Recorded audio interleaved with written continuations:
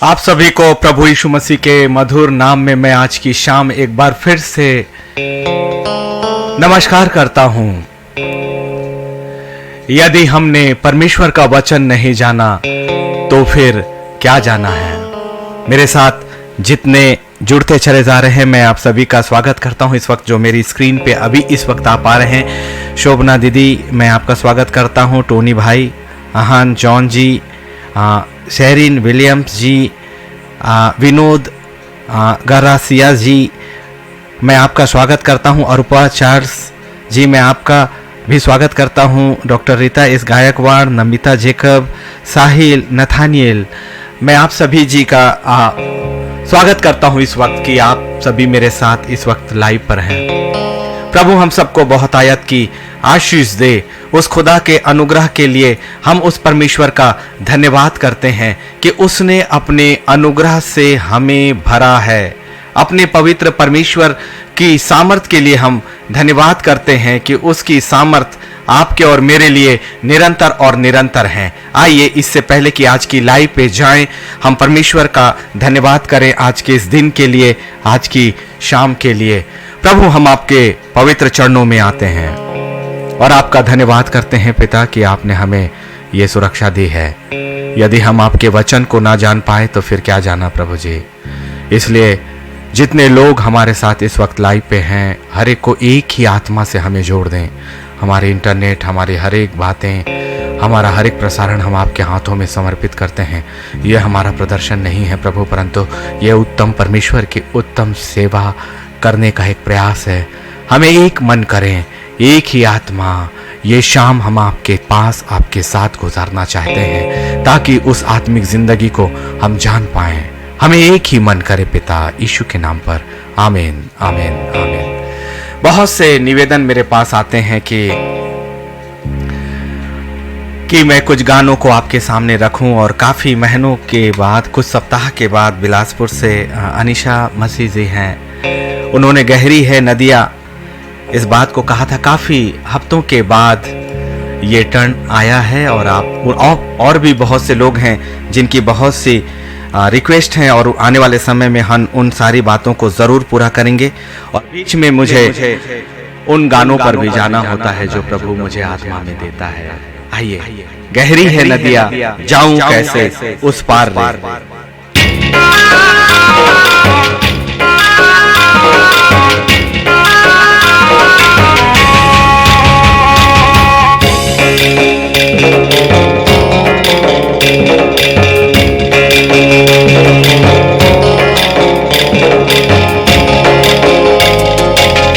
गहरी है नदियाँ जाऊं कैसे उस पार रे।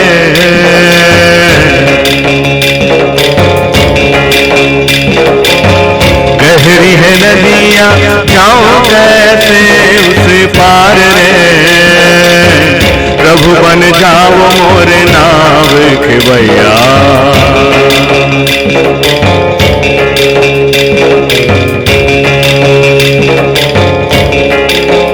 गहरी है नदियाँ जाऊं कैसे उस पार रे। गहरी है नदियाँ जाऊं कैसे उस पार रे। प्रभु बन जाओ मोर प्राण बचैया।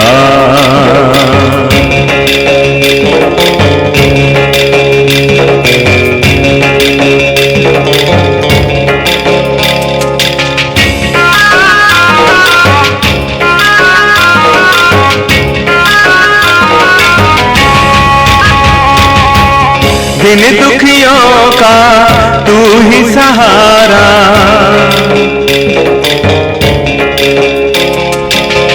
दिन दुखियों का तू ही सहारा।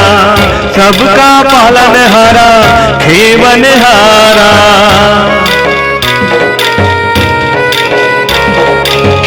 दिन दुखियों का तू ही सहारा। सबका पालनहारा, खेवनहारा।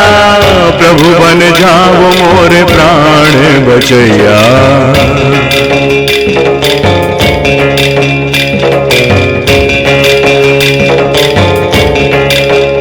प्रभु बन जाओ मोरे प्राण बचैया। डगमग डगमग डोले रे नैया रे, डगमग डगमग डोले रे नैया रे, प्रभु बन जाओ मोरे नावे खेवैया।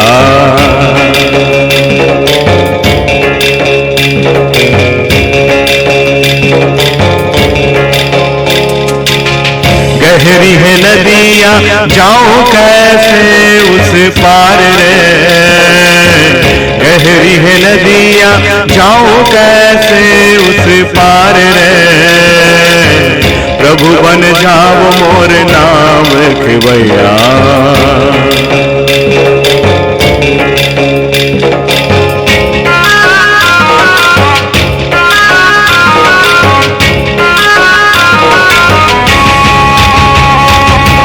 सच्चा मेरा तू ही सहारा,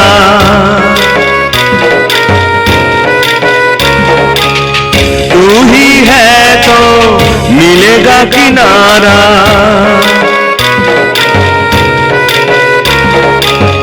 सच्चा मेरा तू ही सहारा, तू ही है तो मिलेगा किनारा, प्रभु बन जाओ मोरे पार लगैया।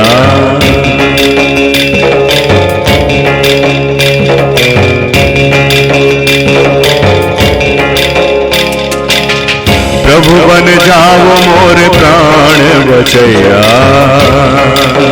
डगमग डगमग डोले रे नैया रे, डगमग डगमग डोले रे नैया रे, प्रभु बन जाओ मोर नाव खेवैया।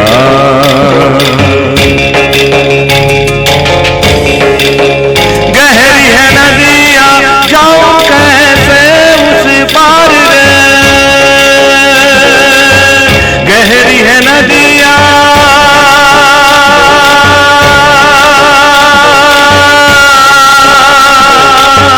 गहरी है नदियाँ जाऊं कैसे उस पार रे, गहरी है नदियाँ जाऊं कैसे उस पार रे, प्रभु बन जाओ मोरे प्राण बचैया।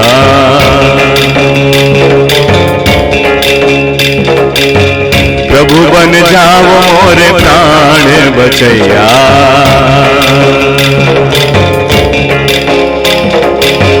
प्रभु बन जाओ मोरे प्राण बचैया।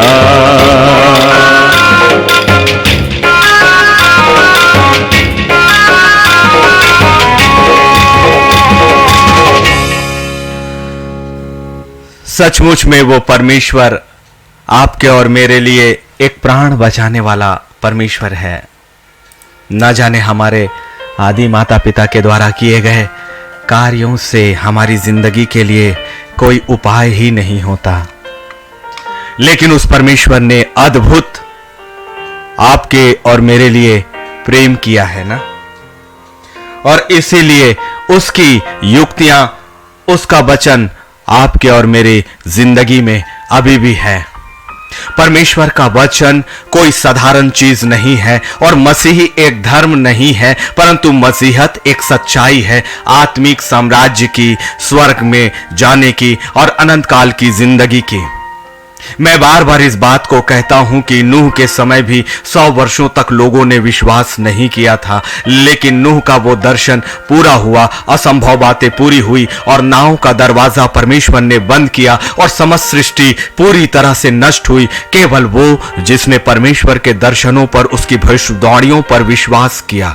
ये आत्मिक जिंदगी है, आत्मिक विश्वास का क्षेत्र, और आत्मिक साम्राज्य विश्वास पर आधारित है। विश्वास के द्वारा ऐसी बातों को मानना जो अनदेखी है, जो कभी सुनी नहीं गई। मैंने भी अपनी जिंदगी में अनदेखी चीजों को मानना शुरू किया और वो बातें करना शुरू किया जो परमेश्वर ने मुझे कहा, और उसका परिणाम मैंने अपनी जिंदगी में अक्षर अक्षर पूरा होते हुए देखा है। और ऐसी कोई भी आत्मा नहीं है जिसके लिए परमेश्वर ने कोई अद्भुत कल्पनाएं और अद्भुत योजनाएं नहीं बनाई हैं। महान सृष्टिकर्ता जिसके विचार ही अद्भुत हैं, ऐसे महान सृष्टिकर्ता की योजनाओं में यदि आपकी जिंदगी आ गई तो सोच लीजिए, न सिर्फ इस संसार की जिंदगी भी आशीषित होगी परंतु अनंत काल की जिंदगी भी पाने का वादा है। और परमेश्वर का वादा एक ये है, यदि तू विश्वास करे तो तू और तेरा घराना भी उद्धार पाएगा। आप चिंतित रहते हो अपने आने वाली पीढ़ियों के लिए, आप चिंतित रहते हो अपने बच्चों के लिए, आप चिंतित रहते हो अपने भविष्य के लिए, लेकिन एक है ना जिसने आपकी कल्पना से बढ़कर कहीं आपके लिए पहले से ही कल्पना की है। विश्वास और अविश्वास, लूसीफर की बातें हमेशा असत्य है, लेकिन सत्य का आत्मा हमारे साथ है और सत्य का प्रचार भी हमारे साथ है। हमारे पास और कोई दूसरी चीजें नहीं, सिर्फ पवित्र आत्मा की बातों को सुनना, और इसलिए नीति वचन 3, 5 और 6 से अपनी जिंदगी की भी शुरुआत करना और अपने प्रचार की भी शुरुआत करना, और आपको भी वहीं से शुरुआत करने की बात कहना हर दिन की भांति कि परमेश्वर की बातें अंतिम साम्राज्य की है, आत्मिक साम्राज्य की है। हम इस संसार में एक संसारिक जिंदगी में हैं जिस पर लूसीफर का अधिकार है। वो लूसीफर जो परमेश्वर के साम्राज्य के सामने से हमेशा के लिए गिरा दिया गया, और अब एक आत्मिक युद्ध के बीच हमारी आत्मिक जिंदगी है। और ये विश्वास करें कि ये मिट्टी का सा शरीर जो डेरे का सा शरीर है, ये एक दिन सच में समाप्त हो जाएगा और इसी संसार की मिट्टी में मिल जाएगा। लेकिन आत्मा जब आपके शरीर से निकलेगी तब फिर आपके और मेरे पास कोई भी अवसर बिल्कुल भी नहीं, कभी भी नहीं, कदापि नहीं। और फिर उस वक्त हम आत्मा में चाहे कितना भी पुकार लें, हमारे पास कोई दोबारा अवसर कभी भी नहीं होगा। अवसर अभी है कि परमेश्वर का वचन आपके लिए है। पवित्र आत्मा को जानना, पवित्र आत्मा के कार्यों को जानना, पवित्र आत्मा के फलों से भरपूर होना, पवित्र सिंहासन के सामने आना, परमेश्वर के साम्राज्य की तैयारी करने के लिए जरूरी है कि परमेश्वर का वचन बहुतायत से हमारे अंदर आए। वो एक समय परमेश्वर ने अपने हाथों से पत्थर की पट्टिकाओं पर अपनी आज्ञाओं को लिखा, लेकिन यीशु मसीह के जाने के बाद और पवित्र आत्मा के युग के समय से अब परमेश्वर सीधे अपने पवित्र आत्मा के माध्यम से, जो पवित्र आत्मा ने परमेश्वर के इस जीवित कलाम को लिखाया है, ये 1600 से 2000 वर्षों के बीच में एक स्क्रिप्ट के जैसे ये कलाम आपके लिए है।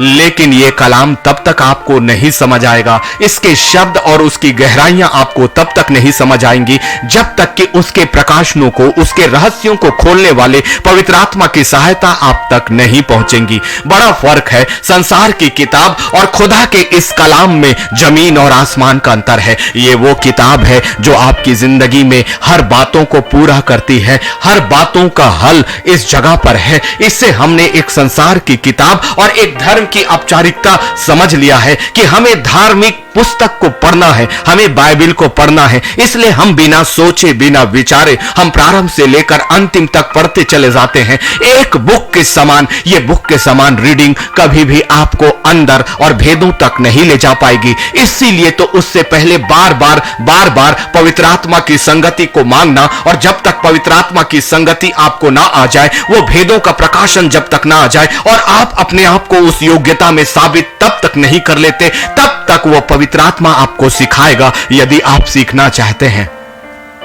मेरे पासबान डॉक्टर विक्टर फ्रांसिस जो मेरे आत्मिक पिता हैं, मैं उन्हें कभी नहीं भूलता। शायद आप अभी उन्हें स्क्रीन पर नहीं देख रहे हैं, लेकिन मेरी आत्मिक जीवन के लिए 3 वर्ष इन्होंने और इनकी टीम ने लगातार भूखे और प्यासे रहकर ना जाने कितनी उपवास के साथ मेरे लिए प्रार्थना करी, और तब मेरा आत्मिक जीवन खड़ा हुआ। और उन्होंने मुझे एक ही शिक्षा दी थी कि पवित्र आत्मा को मांगना, और पवित्र आत्मा ही तुम्हारे बाजू में होगा और वो तुम्हें सिखाएगा। और वो मुझे एक बच्चे के समान हर दिन रात को कॉल करके मुझसे पूछते थे कि ये अध्याय तुमने पढ़ा कि नहीं, आज यीशु मसीह का नाम कितनी बार आया। एक सीनियर प्रोफेसर से इस तरह की शिक्षा बिल्कुल जरूरी है, बिल्कुल जरूरी है, और इसके बिना आत्मिक जिंदगी की प्रारंभ होता ही नहीं। मैं अपने पेशे में सीनियर हो सकता हूं, मैं अपने संसार के ज्ञान में बहुत विद्वान हो सकता हूं, लेकिन परमेश्वर के साम्राज्य में चलने के लिए हमें दूध पीते बच्चे के समान ही प्रारंभ करना होता है।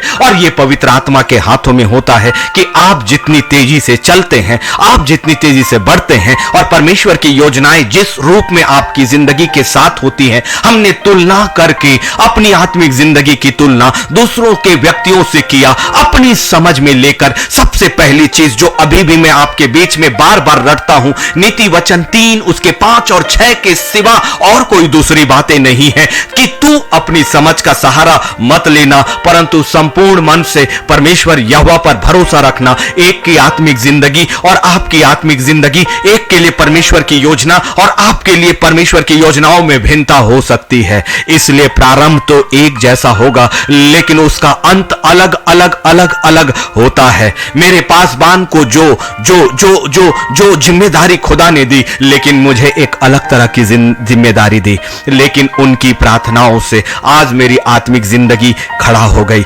यदि मैं उनकी उलाहना या लोगों की बातों में आता तो आज मैं परमेश्वर के उन दर्शनों को नहीं जान पाता। प्रार्थनाएं तो काम करती हैं, लोगों के घुटने काम करते हैं, परमेश्वर के सिंहासन में की गई प्रार्थनाएं कभी खाली नहीं जाती। इसलिए कभी किसी ने मेरे लिए घुटनों को टेका, कभी किसी ने दिन और रात मेरे लिए भूखे रहकर मेरे लिए परिश्रम किया, तो मुझे क्या करना चाहिए? मुझे भी तो यही करना चाहिए, ताकि परमेश्वर के लिए हम ईसाई खड़ा नहीं करना चाहते, परंतु परमेश्वर के साम्राज्य में आत्माओं को लेकर हम जाना चाहते हैं, ताकि सत्य को जाने। धर्म का परिवर्तन नहीं, यह तो आत्माओं और स्वभाव और चरित्र का परिवर्तन है। मेरा परमेश्वर संसार के परिवर्तन से नहीं, परंतु मेरा परमेश्वर आत्मा के परिवर्तन को देखता है, क्योंकि वो आत्मिक साम्राज्य में एक परिवर्तित आत्मा ही जा सकती है। यही है भेद, और इन बातों को बताने वाला केवल मेरे खुदा का ये कलाम है। इस कलाम को जब मैंने अपनी उस शिक्षा के अनुसार पवित्र आत्मा की सहायता को मांगा, प्रारंभ में मुझे नींद आती थी, प्रारंभ में मुझे कोई भी बातें, कोई भी शब्द समझ नहीं आता था, लेकिन धीरे धीरे धीरे धीरे मेरे पासबान मुझे कहते ही रहते थे कि तुम ये काम छोड़ना मत, ये काम छोड़ना मत। ना जाने कितनी तरह की तकलीफों के दौर से, मानसिक स्थिति से गुजरते गुजरते हमने परमेश्वर के हाथ को पकड़ा रहा कि प्रभु तू मुझे डूबने तो नहीं देगा। भले तूफान चाहे कितना भी आ रहा हो, चाहे मेरे शरीर पर तूफान आया हो, चाहे मेरे वातावरण पर तूफान आया हो, ये परिस्थितियां तो आएंगी, वरना परमेश्वर के साम्राज्य के योद्धा बिना प्रशिक्षण के कैसे युद्ध करेंगे? ये प्रशिक्षण तो होगा आपकी जिंदगी में, और प्रारंभिक रास्ता आपका सकरा होगा ही होगा, लेकिन अंत में एक बड़ा विजन, एक बड़ा दर्शन आपकी जिंदगी के लिए परमेश्वर का पूरा होता है। इसलिए परमेश्वर का वचन आपकी जिंदगी है, यही हमारी सांसें हैं और यही हमारे लिए उत्तम है। इसलिए परमेश्वर के कलाम से बढ़कर हमारे लिए और कोई दूसरी बातें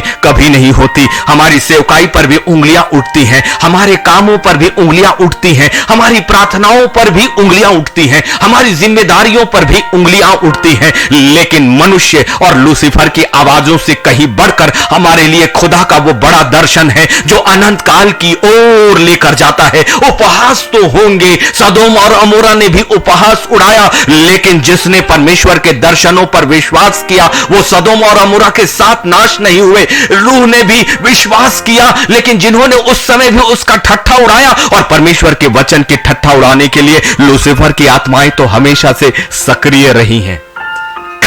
हर एक को अपना लेखा देना है, मुझे भी और आपको भी। मेरी सेवा का लेखा मेरा परमेश्वर सबसे पहले मुझसे लेगा, लेकिन मेरी जिंदगी का लेखा भी मेरा परमेश्वर मुझसे लेगा।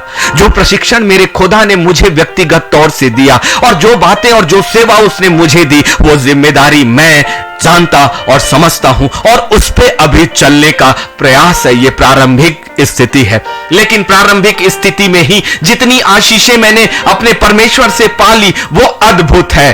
अद्भुत उसकी कल्पनाएं, अद्भुत उसकी योजनाएं, और परमेश्वर की कल्पनाओं को बढ़कर और कोई दूसरी बातें आपकी और मेरी जिंदगी में कभी भी नहीं हो सकती है। एक बार उसके परमेश्वर के कलाम पर विश्वास करके तो देखें, एक बार विश्वास करके तो देखें। परमेश्वर का साम्राज्य कभी भी ठट्ठों में उड़ाने वाला साम्राज्य है ही नहीं। इसलिए आपकी जिंदगी का मकसद आप पूरा करें, यह परमेश्वर ही आपको देगा। कोई मनुष्य, कोई रिश्ता आपके लिए निर्धारित नहीं करेगा। यदि करता भी है तो संसार की बातें हमारे लिए बहुत छोटी। सबसे पहली बातें अपने परमेश्वर की बातों को सुनना। मैं खुदावन के सबसे बड़े एक भविष्यवक्ता की बातों को मैं आपके सामने रखता हूं कि यिर्मयाह नबी महान नबी, मैं सैल्यूट करता हूं और खुश होता हूं। दानियल नबी महान नबी, यहेजकेल नबी महान नबी, मीका नबी महान नबी, लेकिन उनमें से जो कुछ सबसे ज्यादा मुझे भाते हैं, यिर्मयाह के 29 के 11वें कलाम ने, इसी भविष्यवक्ता के कलाम ने मेरी पूरी जिंदगी को एक नौकरी पेशा इंसान से परमेश्वर की सेवा में ला दिया। एक ऐसा मकसद जिसने मेरी जिंदगी को पूरी तरह से संपूर्ण कर दिया है, इस संसार के बाद की जिंदगी को भी दिखाया और दिखाने का रास्ता भी बताया। यिर्मयाह 29:11 की जो कल्पनाएं मैं तुम्हारे विषय करता हूं उन्हें मैं जानता हूं, वो तुम्हारे लिए हानि की नहीं परंतु लाभ की है, और अंत में मैं तुम्हारी आशा पूरी करूंगा। क्यों नहीं इस वचन पर अपना हाथ रख के पवित्र आत्मा की सहायता को मांगते हैं कि खुदाबंद इस वचन के अनुसार जो योजनाएं, जो कल्पनाएं आपने मेरे विषय में की है, इसलिए मैं बेधड़के से बढ़ता हूं अब अपनी जिंदगी में बिना उन समयों को देखे, क्योंकि मेरे परमेश्वर के साम्राज्य में समय मायने नहीं रखता। वो अल्फा और ओमेगा है। बिना इस बात का ख्याल किए कि मेरी जिंदगी का कितना पल बीत गया, यदि जो पल मेरे खुदा में एक दिन बीता है, तो वचन ये कहता है कि तेरे आंगनों का एक दिन 1000 वर्षों से कहीं अधिक उत्तम है, अधिक उत्तम है। और मेरे परमेश्वर का कलाम अपने आप में संपूर्णता के साथ है। इसलिए यिर्मयाह के इन वचनों को मैं आपके सामने लेकर आता हूं, जो यिर्मयाह ने 23 और उसके 29 में कहा है। यहोवा की यह भी वाणी है कि क्या मेरा वचन आग सा नहीं है, फिर क्या वह ऐसा हथौड़ा नहीं है जो पत्थर को फोड़ डाले। मेरा परमेश्वर का वचन आग है जो आपकी जिंदगी की रुकावटों को पूरी तरह से जलाकर भस्म कर देगा, आपकी अपनी जिंदगी के बंधनों को भी जो जलाकर भस्म करता है। यहोवा की यह भी वाणी है कि क्या मेरा वचन आग सा नहीं है, फिर क्या वह ऐसा हथौड़ा नहीं जो पत्थर को भी फोड़ डाले। ये मेरे खुदा की सामर्थ ने अपने वचनों को उस भविष्यवक्ता के माध्यम से, अपने वचन को परमेश्वर ने आपके सामने प्रकट किया है कि उसका वचन एक आग है, उसका वचन एक हथौड़ा है जो पत्थर को भी फोड़ डाले। और यही तो हुआ जब उसने मूसा से कहा कि मूसा, मैं तुझे ये अधिकार देता हूं, जा फिरौन से कहना मैं जो हूं सो हूं। और परमेश्वर ने जो जो बातें कही अपने दास के माध्यम से, वो बातों को उसने पूरा किया। परमेश्वर के लोगों ने परमेश्वर की सामर्थ में और उसके वचन की सामर्थ में ही काम किया, क्योंकि वो जानते थे, यिर्मयाह 23-29 को जानते थे कि परमेश्वर का वचन आग है और परमेश्वर का वचन एक हथौड़े के समान है जो पत्थर को फोड़ डाले। इसलिए यदि परमेश्वर का वचन आपके पास है तो एक आग जो स्वर्गीय आग है वो आपके पास है। यदि परमेश्वर का वचन आपके पास है तो एक हथौड़ा जो पत्थरों को भी फोड़ डालेगा वो आपके सामर्थ में है। और वचन जो है जुबान से कहती है, इसलिए आपने अपने शरीर को भले सामान्य समझा, लेकिन आपकी जबान स्वरूप और समानता में होने के कारण परमेश्वर के स्वरूप में है। इसलिए अपने आप को पहचाने, आपको परमेश्वर ने अपने वचन के द्वारा चुना है, और यह वचन परमेश्वर के लिए नहीं आपके लिए है, कि वो स्वर्ग के लिए नहीं इस पृथ्वी के लिए है, ताकि जो कोई तुम इस पृथ्वी पर बांधोगे वो स्वर्ग में बंधेगा, जो कुछ तुम इस पृथ्वी पर खोलोगे वो स्वर्ग में खुलेगा। यही तो है। इसीलिए क्योंकि परमेश्वर का वचन जब बांधोगे तो स्वर्ग में भी बंधेगा, परमेश्वर का वचन जब हम इस संसार में खोलेंगे तो स्वर्ग में भी खुलेगा। इसलिए घोषणा करिए अपनी जिंदगी में अच्छी बातों की, पूरी तरह से अच्छी बातों की, क्योंकि खुदावन का वचन कहता है कि घास तो सूख जाती है और फूल मुरझा जाता है, परंतु हमारे परमेश्वर का वचन सदैव अटल रहेगा। ये एक ऐसे भविष्यवक्ता की भविष्यवाणी है जो महान भविष्यवक्ता हुआ है, और उसकी ये भविष्यवाणी अभी भी स्थायी रूप से आपकी जिंदगी के लिए है। इसलिए घास सूख जाएगी और फूल मुरझा जाता है, परंतु हमारे परमेश्वर का वचन सदैव अटल रहेगा। इसी पर आधारित है मेरी जिंदगी, क्योंकि मेरी जिंदगी को परमेश्वर ने अपने दर्शनों के अनुसार यिर्मयाह के 29:11 को जब मैंने अपनी जिंदगी में क्लेम किया, ये वचन मेरी जिंदगी में पूरा हुआ। फिर अनदेखी चीजों पर मैंने विश्वास करना शुरू किया, उन आवाजों पर मैंने विश्वास करना शुरू किया जिसे आप अपने मन की आवाज कहते हैं, जिसे मनुष्य की सोच कहते हैं, लेकिन यह पवित्र आत्मा है। उसका अनुग्रह जिस दिन होगा आप उसकी आवाज को पहचानोगे, आप परमेश्वर के दर्शनों को देखोगे, परमेश्वर की सच्चाइयों को जो अनहोनी जैसे दिखाई देती हैं, जो कभी ऐसे आपको लगती नहीं कि क्या ये मेरी जिंदगी के लिए भी पूरा होने वाला है, सचमुच में वो सारी बातें, क्योंकि घास तो सूख जाती है, फूल मुरझा जाता है, परंतु हमारे परमेश्वर का वचन सदैव सदैव सदैव अटल रहेगा। ये मेरे खुदा की आज्ञा है। इसलिए उसके वचन पर तो भरोसा कर लें, एक बार भरोसा कर लें, एक बार भरोसा करें। परमेश्वर का कलाम ना कभी खाली गया है और ना कभी खाली जाएगा। मैं परमेश्वर का धन्यवाद करता हूं आज की सुरक्षा के लिए। क्यों नहीं परमेश्वर के उस कलाम को आपके साथ ले लीजिए, क्योंकि यह पवित्र आत्मा के द्वारा है। दूसरा तीमुथियुस 3 अध्याय और उसका 16वां कलाम। हर एक पवित्र शास्त्र परमेश्वर की प्रेरणा से रचा गया है और उपदेश और समझाने और सुधारने और धर्म की शिक्षा के लिए लाभदायक है। एक ही जगह पर सारे पैकेज आपके लिए हैं। केवल विश्वास करें और परमेश्वर के कलाम को पवित्र आत्मा की सहायता में प्रारंभ करें, और एक दिन परमेश्वर का कलाम आपको समाप्ति के साथ आपकी जिंदगी में अपने आप को पूरा करता चलेगा। परमेश्वर का वचन जब आप पढ़ते हैं, वो शुरुआत आपकी जिंदगी के हर दिनों के साथ करता चला जाता है, और जैसे ही आप पवित्र परमेश्वर के कलाम को अपनी जिंदगी में क्लेम करते जाते हैं, उस वाचाओं को आप अपने परमेश्वर के सामने रखते चले जाते हैं। सबसे अच्छी प्रार्थना है कि खुदावन तेरा कलाम ये मुझसे कहता है, तूने अपने वचन में मुझसे ये कहा है, तेरी बातें कभी टलती नहीं है प्रभु। इसलिए जब तूने अपने वचन में ये कहा है तो इस वचन को तू मेरे लिए पूरा कर। यही तो असली सामर्थ की प्रार्थना है। इसलिए हर पवित्र शास्त्र परमेश्वर की प्रेरणा से रचा गया है और उपदेश और समझाने, सुधारने और धर्म की शिक्षा के लिए लाभदायक है। ये सारी बातें एक पैकेज के रूप में पवित्र आत्मा के द्वारा आपकी जिंदगी के लिए लेकर आएंगी। आप तय नहीं करोगे, कोई मनुष्य आपकी जिंदगी को तय नहीं करेगा।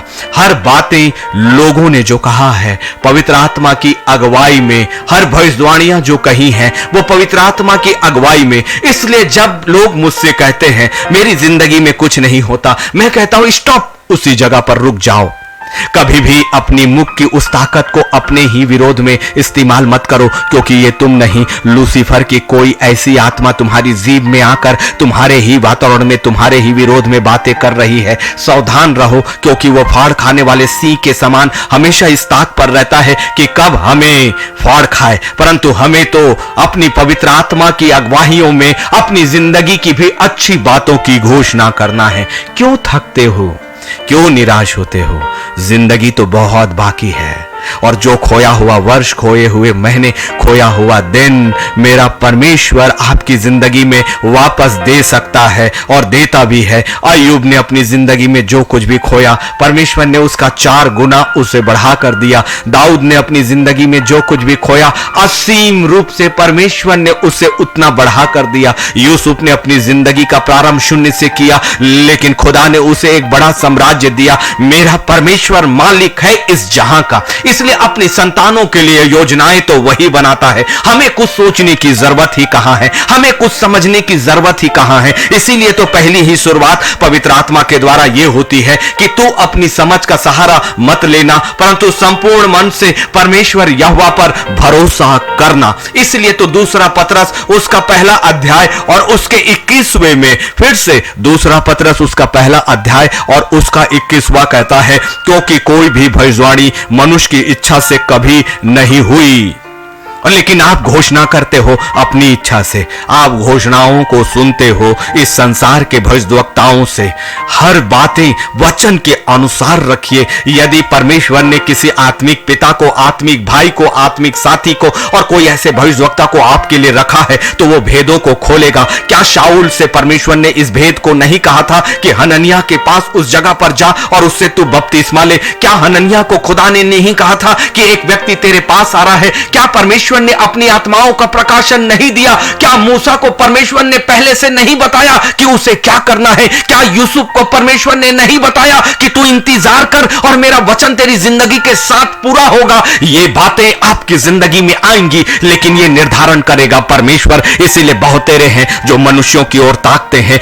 मनुष्यों की ओर मत ताको, चाहे वो मैं ही क्यों ना हो, परंतु ताको अपने परमेश्वर को और उसके कलाम को। इसीलिए आज की शाम खुदा ने कहा मेरे वचन का ही तू प्रकाशन इस्तेमाल करना, और आज वो सुसमाचार देना कि मेरे वचन में ही मेरे लोगों के लिए सारी बातें हैं। इसलिए मेरे वचन का पीछा करो, मेरे वचन का पीछा करो, मेरे वचन का पीछा करो, मेरे वचन को कहो, मेरे वचन को बांध लो, मेरे वचन को खा लो, मेरे वचन को पी लो। ये सब कुछ है आपके लिए, उस वचन को पहन लो। इसलिए देखिए ना, दूसरा पतरस पहला अध्याय उसका 21वां, क्योंकि कोई भी भविष्यवाणी मनुष्य की इच्छा से कभी नहीं हुई, पर भक्त जन पवित्र आत्मा के द्वारा उभारे जाकर परमेश्वर की ओर से बोलते थे।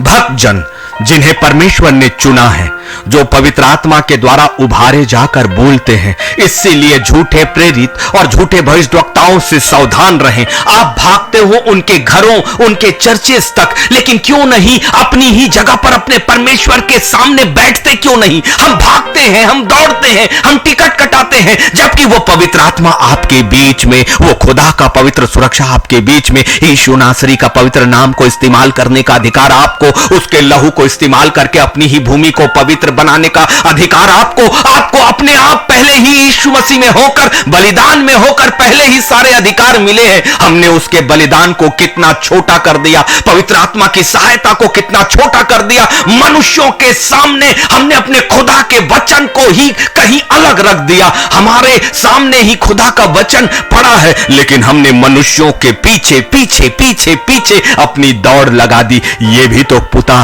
तय करेगा कि किसी को आपका आत्मिक भाई बनाकर भेजे, किसी को आपका आत्मिक पिता बनाकर भेजे, किसी को आपका आत्मिक मित्र बनाकर भेजे। ये आत्मा और परमेश्वर का कार्य है। इसे हम कैसे तय करें और मनुष्य कैसे तय करें? इसीलिए खुदावन ने कहा कि मैं उसके वचन का भेद, जो उसका अपना कलाम है, जो सीधे आपकी जिंदगी के लिए दिया गया है, जो लिखा है, और उसमें से कोई भी बातें कभी भी कम नहीं होने वाली, ना बढ़ने वाली है। ऐसे फिक्स और निश्चित और सर्टन चीजों को छोड़कर हमने अपनी जिंदगी को किन किन बातों के हवाले छोड़ दिया है?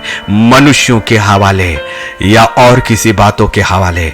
आत्मा तो आपके पास है ना, परंतु हमने संसार की आत्मा नहीं, परंतु वो आत्मा पाया है जो परमेश्वर की ओर से है, कि हम उन बातों को जाने जो परमेश्वर ने हमें दी है। और क्या प्रकाशन चाहिए? पवित्र शास्त्र अपना प्रचार खुद आपके सामने कर रहा है। ये कभी मत सोचना कि मैं इस प्रचार को कर रहा हूं। आज की शाम जब खुदा ने मुझे 8 बजे इन वर्सेस को दिया, मुझे नहीं पता इन वर्सेस के बीच में मुझे क्या बोलना होता है। केवल एक वर्सेस मेरे सामने आते हैं, जिसे मैं स्लाइड्स बनाकर आपके सामने रखता हूं, जिसे मैं वीडियो बनाकर आपके लिए तैयार करता हूं, ताकि आप जानो कि कौन सी बातें अब परमेश्वर आपके सामने रखने जा रहा है। पहला कुरिन्थियों 2 और 12 आपके लिए है ना। खुदा का प्रचार खुद वो परमेश्वर का वचन कर रहा है। आपके कलाम के पास ये है ना, इस पर अपनी दृष्टि ठहरा लीजिए, इस पर अपने कान धर दीजिए, इस पे अपनी नजरें और अपना भविष्य छोड़ दीजिए। परंतु हमने संसार की आत्मा नहीं, परंतु वो आत्मा पाया है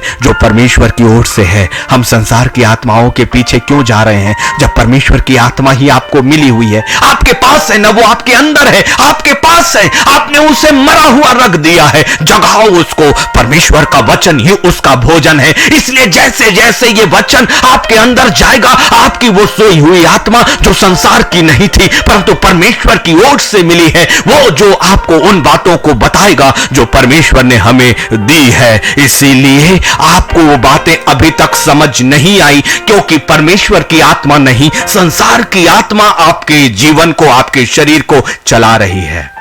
वरना ये कभी भी नहीं होता, क्योंकि उसका कलाम कभी खाली नहीं है।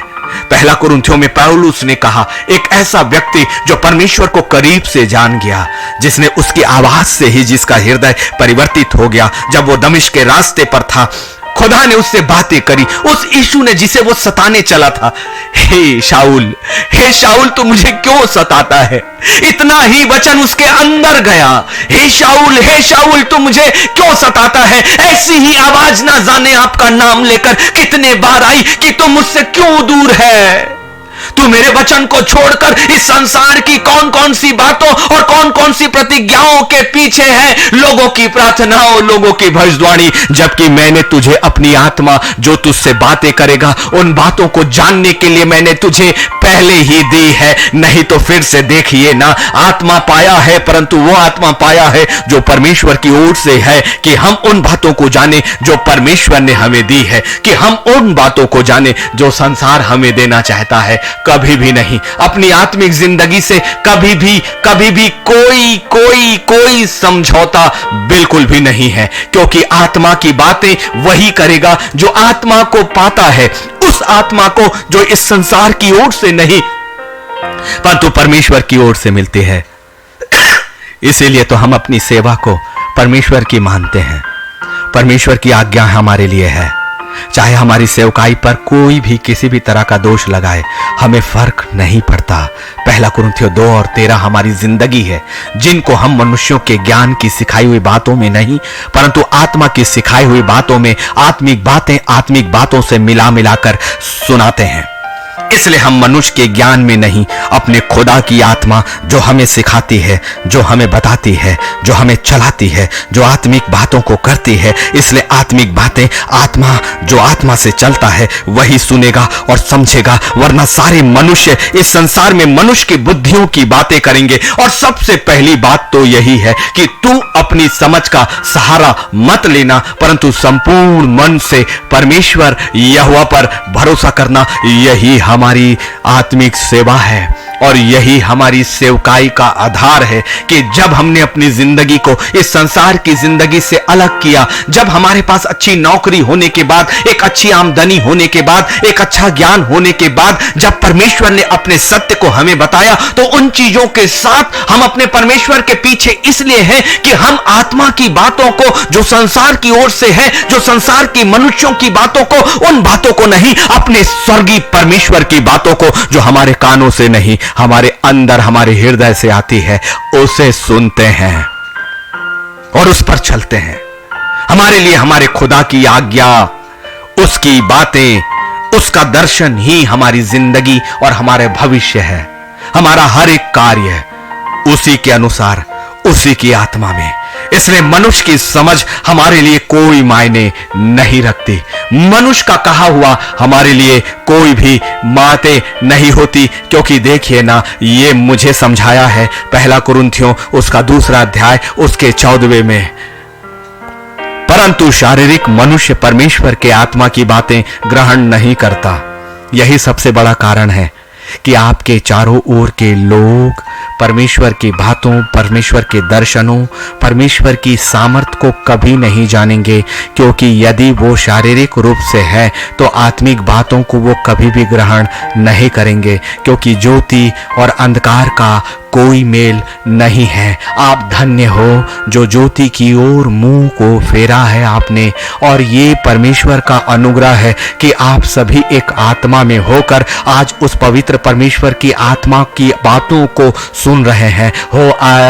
मैं कौन हूं? मैं कोई भी नहीं, मेरी बातें बिल्कुल भी नहीं, लेकिन परमेश्वर का वचन ही आपके सामने है। और अंत तक मेरी निवेदन यही होता है कैमरे में आने से पहले कि खुदावन मेरी समझ, मेरी बुद्धि को शून्य कर देना, और तेरा वचन जो तूने मुझे दिया है इसके बीच में मुझे क्या कहना है ये तू ही मुझे बताएगा। मैं अभिषेक और विश्वास के साथ कैमरा ऑन करता हूं खुदा के लोगों, और विश्वास के साथ छोड़ देता हूं, और आत्मा ही अपना प्रचार करता है, आत्मा ही अपना प्रचार करता है। इसलिए उन मनुष्यों की चिंता मत करना, क्योंकि वो आत्मा की बातों को नहीं समझेंगे, क्योंकि वो शारीरिक है, लेकिन उसकी दृष्टि में मूर्खता की बातें हैं। इसीलिए वो आपकी आत्मिक जिंदगी और आपकी आत्मिक चीजों में सहायता करने वाले लोगों के ऊपर इल्जाम लगाएंगे, क्योंकि वो शारीरिक मनुष्य है जो आत्मा और आत्मा के कामों को नहीं समझेंगे। लेकिन एक बात हमेशा जान लीजिए कि यदि परमेश्वर यहोवा काम करना चाहे तो उसे कौन रोक सकता है? कोई भी नहीं। एक बार फिर से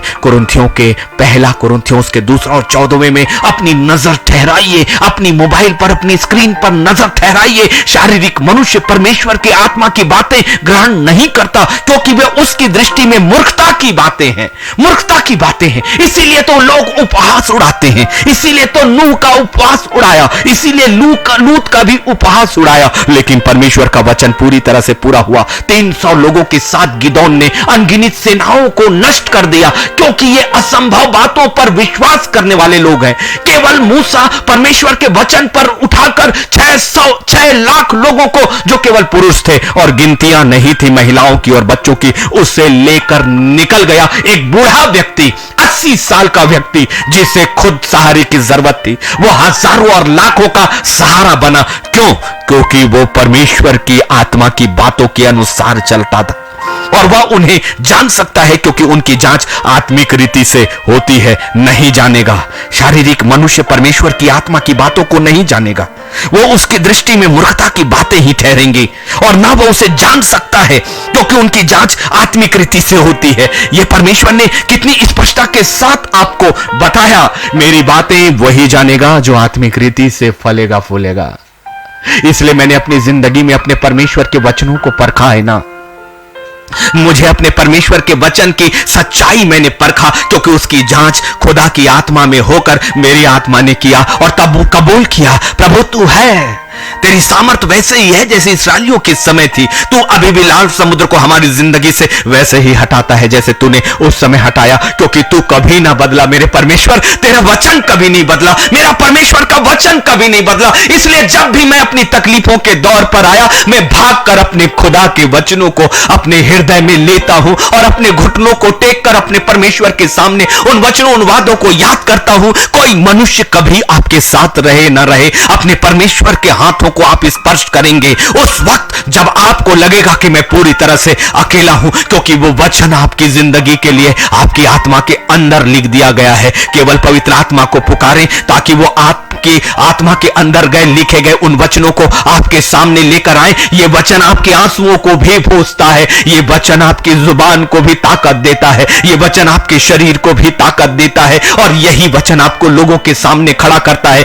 यही वचन आपको कचहरियों में खड़ा करता है, यही वचन बड़ी भीड़ के बीच में आपको खड़ा करता है, यही वचन आपकी बीमारी के बीच में आपको खड़ा करता है। सब कुछ मेरा परमेश्वर और उसका वचन है। घास तो सूख जाएगी और फूल मुरझा जाएगा, लेकिन मेरे परमेश्वर का जीवित कलाम जो वैसा का वैसा है वो कभी भी नहीं टलेगा। मेरी जिंदगी में मेरे खुदा का वचन कभी नहीं टला, कभी नहीं टला, क्योंकि मेरा परमेश्वर सच्चा परमेश्वर है, जिसका प्रचार मैं अब उस जिंदगी को पाने के बाद करता हूं कि इस वचन को परखने के बाद 6 वर्ष मैंने अपने परमेश्वर के वचनों को केवल परखने में लगा दिया। लेकिन वो अनुग्रह था, उस खुदा का अनुग्रह था।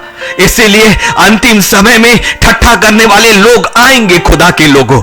ये 2 पत्रस 3:3 कहता है, या पहले जान लो कि अंतिम दिनों में हंसी ठट्ठा करने वाले आएंगे जो अपनी ही अभिलाषाओं के अनुसार चलेंगे। लेकिन आप किसकी अभिलाषा के अनुसार चलेंगे? अपनी के खुदा की इच्छा के अनुसार। फैसला आपके पास है। एक अनंत काल के साम्राज्य नए यरूशलेम की ओर और एक लूसीफर के साथ अंधकार की ओर। इसीलिए खुदा का वचन अपने ऊपर ले लीजिए। दाऊद जैसा सामर्थी राजा भी कहता है, तेरा वचन मेरे पांवों के लिए दीपक और मेरे मार्ग के लिए उजियाला है। यह रास्ता दिखाएगा आपको, यह रोशनियों को भरेगा आपकी जिंदगी में।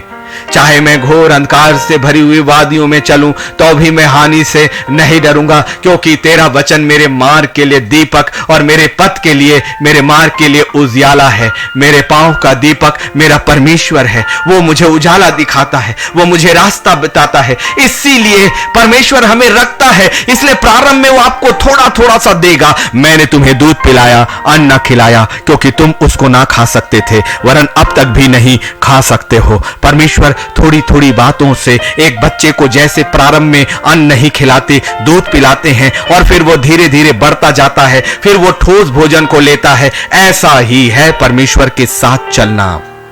लेकिन हर बातों में एक बात उत्तम, चाहे मैं शिशु हूं या मजबूत, हर पल परमेश्वर मेरी हर परिस्थितियों में मेरे साथ है और उसका वचन मेरे साथ है। वो वचन जब मैं कहूं वो मेरी जिंदगी के साथ पूरा और पूरा और पूरा होता है, पूरा और पूरा होता है।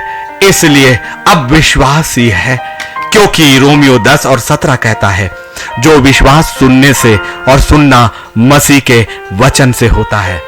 विश्वास सुनने से और सुनना मसीह के वचन से होता है। इसलिए परमेश्वर की आत्मा की बातों को सुने, संसार की आत्मा की बातों को नहीं। उस संसार की आत्मा में आपकी अपनी आत्मा, आपके अपने विचार, आपका अपना मन है। इसीलिए तू अपनी समझ का सहारा मत लेना, परंतु संपूर्ण मन से परमेश्वर यहोवा पर भरोसा करना। पिता, मैं आपके वचन के लिए धन्यवाद करता हूं। आपका वचन हमें गाढ़े मत्स्य के रूप में चाहिए। हमारी आत्मा को आप अपने हाथों से इस भोजन को कराएं प्रभु, जैसे एक माता अपने बच्चों को कराती है, क्योंकि हम शिशु हैं अभी और आप पर आश्रित हैं और आश्रित रहना हमें अच्छा लगता है। आप पर आश्रित होना हमें अच्छा लगता है। हम चाहते भी यही हैं कि स्वर्ग पर हम पूरी तरह से शून्य करके अपने आप को आश्रित करें। हम बच्चों के समान आपके सामने आते हैं प्रभु। हमें दूध पिलाएं, हमें दूध पिलाएं, हमें दूध पिलाएं। खुदा रहम करें। तेरे वचन को हमारे पास तो है, लेकिन उन गहराइयों को कौन बताएगा हमें? पवित्र आत्मा आप हमें बताएंगे। हमें कौन उतारेगा उस नीचे तक? पवित्र आत्मा आप। गहराइयों में जाकर हम दबे तो ठीक है, हम भुगते तो ठीक है, हम छलनी किए जाएं तो भी ठीक है, क्योंकि जितनी गहराई में हम उतरेंगे उतना ही ऊंचाई में नई यरूशलेम तक हमारी आत्मा उठाई जाएगी। इस संसार की जिंदगी चाहे गाड़ दी जाए, हम यीशु मसीह के समान वैसे ही कब्र से बाहर आएंगे और अनंत काल की जिंदगी में जाएंगे। वही जिंदगी हमारे लिए है और तेरे वचन और इस सुसमाचार का उद्देश्य भी तो वही है। खुदावन, हम पर अनुग्रह कर, हमारे कानों से तू नित्य बातें कर, और जब हम वचन को उठाएं तेरे हर शब्दों का अर्थ और वो रहस्य हमारे आत्मा से तेरी आत्मा बात करे, वरना इसके बिना कुछ भी संभव नहीं है। हमारी समझ, हमारी बुद्धि बहुत कम है पिता। संसार की बुद्धि और समझ में तेरी बातें समझना असंभव और असंभव असंभव। केवल तेरी दया और तेरी दया और तेरा अनुग्रह, उसके सिवा हमारे लिए और कोई चीज नहीं। जाए तो कहां जाए, तेरे दर पे ही तो आए प्रभु। केवल तेरे करीब, तेरे पैरों के निकट, तेरे अनुग्रह के नीचे, क्योंकि तेरे अनुग्रह के बगैर हमारे लिए कोई भी बातें संभव नहीं होंगी। मेरे खुदावन दया करें, दया करें, अपने वचन की गहराइयों से हमसे बातें करें प्रभु, ताकि हम आपके दर्शनों को भी समझ सकें, अपने जीवन के उद्देश्यों को भी समझ सकें। प्रभु यीशु मसीह के नाम पर आमीन, आमीन, आमीन। प्रभु का मैं धन्यवाद करता हूं आज के दिन के लिए, आज की शाम के लिए। बिल्कुल नया कलाम, लेकिन कल का दिन फिर एक नए कलाम को हम देखेंगे, समझेंगे, जानेंगे। मैं भी कल की प्रतीक्षा कर रहा हूं आपके साथ ठीक 9:30 बजे की। और पता नहीं कल कौन सी आराधना खुदा देगा, नई आराधना या उन लोगों की आराधना जो काफी दिनों से इंतजार कर रहे हैं। आइए कल का दिन कल देखेंगे एक नई शुरुआत के साथ, नई जिंदगी के साथ।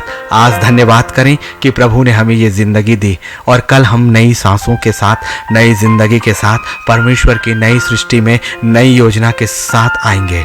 कल का आत्मिक जीवन आज से कहीं अधिक होना चाहिए, और ये होगा। प्रभु हम सबको बहुत आयत की आशीष दे। जय मसीह के।